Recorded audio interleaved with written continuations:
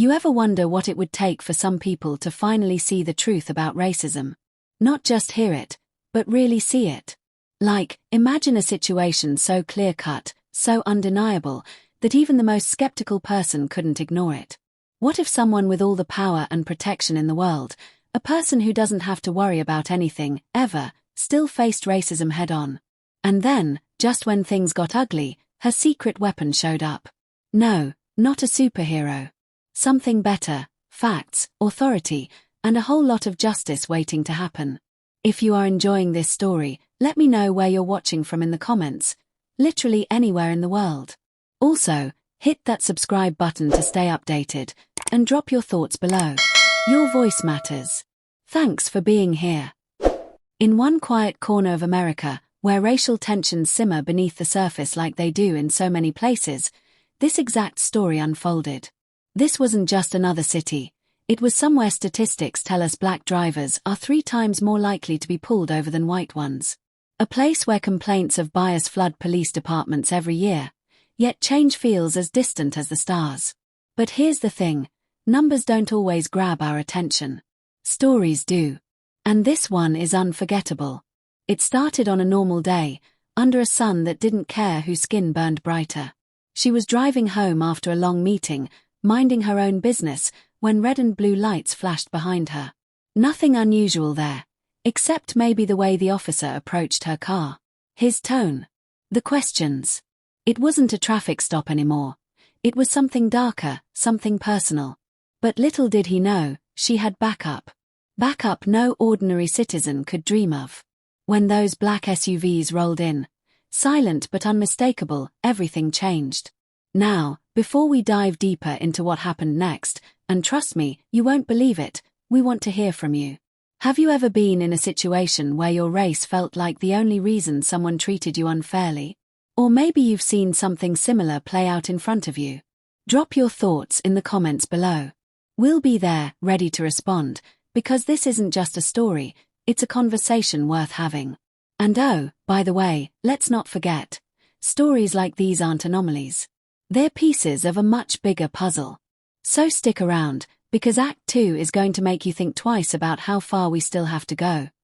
The officer's voice carried a weight that didn't belong in an ordinary traffic stop. His questions weren't about speeding or broken taillights, they were pointed, almost accusatory. "Where are you coming from?" he asked, his tone heavy with suspicion. The kind of question no one likes to hear unless they've done something wrong. But she hadn't. She sat there, calm but aware, her hands resting lightly on the steering wheel, trying to decide how much patience she could afford. Meanwhile, the clock ticked louder inside her head. How many times had stories like this ended badly for someone who looked like her? Statistics whispered grim truths. Black women are disproportionately targeted by law enforcement, not just stopped more often, but also subjected to harsher treatment during routine encounters. It's not just numbers, it's lives. And hers was now hanging in the balance of a stranger's prejudice. But then, as if on cue, the air shifted. A distant hum grew louder, cutting through the tension like a blade. Tires screeched softly against asphalt, and suddenly, 2 black SUVs flanked the patrol car. Doors opened without a sound, and men in dark suits stepped out, their movements precise, their presence unshakable. They moved like shadows, closing in around the scene with an authority that demanded attention. The officer froze mid-sentence, his confidence faltering under the weight of those tailored jackets and earpieces. One of them, a man with sharp eyes and a steady voice, approached him first. "Sir," he said, polite but firm, "may I ask what's happening here?" The officer stammered, caught off guard, scrambling for words that wouldn't incriminate him further. You could see it in his face, the realization that this wasn't just any civilian anymore. This was someone important. Someone protected. She leaned back slightly in her seat, letting herself breathe again for the first time since the lights came on. Her Secret Service detail worked quickly, gathering details, documenting everything. Every word exchanged, every movement recorded. There would be no room for doubt, no chance for denial. Justice, it seemed, had arrived just in time. Now, let's pause for a moment. What do you think went through the officer's mind right then? Do you believe he realized his mistake, Or was he already thinking of excuses? Drop your thoughts in the comments below. We're curious to know what you'd do in his shoes. Or better yet, what you'd do if you were her, facing down bias with nothing but your dignity to defend you. Because here's the thing. While her situation ended differently than most, it doesn't change the reality millions live with daily. So, stick around for Act 3, where we'll explore what happens after the cameras stop rolling, and why stories like these matter far beyond the headlines. The encounter ended almost as abruptly as it began. The officer, now visibly shaken, mumbled something about a misunderstanding and retreated to his patrol car. His shoulders slumped, the air of authority he'd carried just moments before completely gone. The Secret Service agents exchanged a few more words, their voices low but deliberate, then signaled for her to leave. She drove away, the same quiet street stretching ahead of her, but everything felt different now. Inside, though, she wasn't celebrating. Sure, she'd walked away unscathed, but the weight of what had happened lingered. How many others hadn't been so lucky? How many people faced similar encounters without the luxury of an elite detail watching their backs? It wasn't lost on her that this incident was less about her and more about the system. A system that allowed such bias to thrive in the first place. Back at headquarters, the investigation began. Reports were filed, footage reviewed, statements taken. The officers' superiors were called in, and they didn't mince words. Misconduct allegations hung heavy in the room. Some might think this was justice served, but was it really? One bad apple removed from the force doesn't fix the orchard. And while disciplinary action followed, the bigger question remained. How do we prevent this from happening again? Meanwhile, the story spread like wildfire. Social media lit up with reactions, some outraged, others skeptical, a few even defending the officer's actions. But buried beneath the noise were the quieter voices, the ones sharing their own experiences. A mother recounting how her son was pulled over for driving while black. A teacher explaining how she's taught her students to keep their hands visible during traffic stops. These weren't isolated incidents, they were part of a pattern, a cycle that needed breaking. Now, here's where you come in. Think about it. What role do you play in stopping cycles like these? Is it enough to feel angry or sad when stories like this surface, or is there more you can do? Maybe start conversations with friends, family, co-workers. Maybe push for accountability in your community. Whatever it is, small actions add up. Share your ideas in the comments. We're listening. As for her, she returned to work the next day, carrying herself with the same grace and determination she always had. But something inside her had shifted. She realized that her privilege, her protection, wasn't a shield against racism, but rather a spotlight on it. Her story became a reminder that change doesn't happen because of one person's experience. It happens because of collective effort. And so, the story doesn't end here. Not really. Because every time someone speaks up, every time someone listens, the world inches closer to fairness.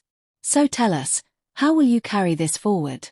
Let's find out together. The days that followed were a whirlwind of media attention, public outrage, and quiet reflection.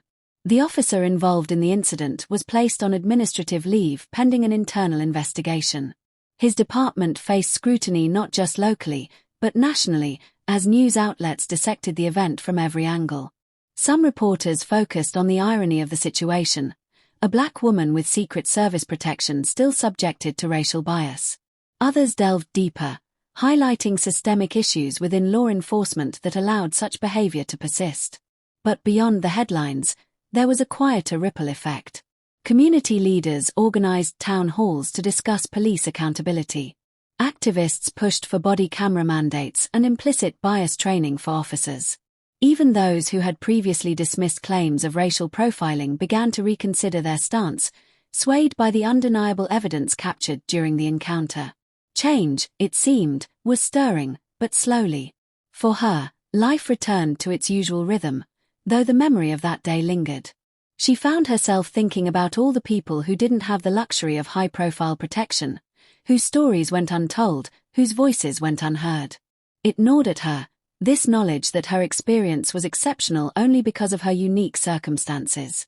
What about the countless others who faced similar treatment without anyone stepping in to intervene? One evening, she sat down with a group of friends, people who understood the weight of her story intimately. They talked late into the night, sharing experiences, venting frustrations, brainstorming solutions. Someone suggested starting a program to mentor young Black women navigating systems stacked against them. Another proposed partnering with local organizations to advocate for policy reform. By the end of the conversation, they'd sketched out a plan, small but meaningful, to channel their anger into action. Meanwhile, the fallout continued. The officer in question eventually resigned under pressure, citing personal reasons. His resignation sparked debates about whether justice had truly been served or if he'd simply avoided facing consequences head-on. Public opinion split along familiar lines, but one thing was clear: the incident had ignited a spark, however small, in the ongoing fight for equality. Now, let's bring it back to you. Think about the times you've witnessed injustice, big or small, and asked yourself, what can I do? Maybe you've felt powerless, like your voice wouldn't make a difference. But here's the truth: change often starts with ordinary people doing extraordinary things. Whether it's signing petitions, volunteering, educating yourself, or simply listening to those who've lived through these realities, every step counts. So, what's your next move? Will you join the conversation? Amplify marginalized voices? Push for reforms in your community? Whatever it is, we want to hear about it. Drop your thoughts in the comments below. We're here to listen, learn, and grow together. This story isn't over, not by a long shot.